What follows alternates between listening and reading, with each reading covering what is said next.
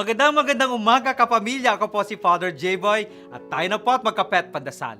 Nakapaghanda ka na ba dahil birthday, anniversary o promotion mo?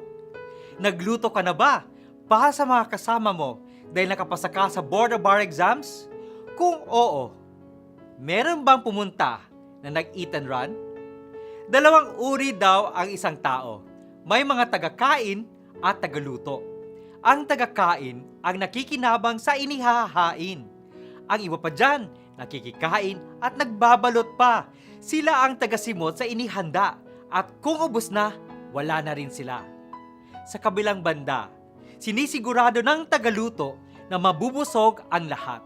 Kung kukulangin, magluluto siya ng mas marami o dadagdagan pa niya ng pampabigat sa tiyan tulad ng putot suman. Higit na kailangan sa panahon ngayon ang mga tagaluto.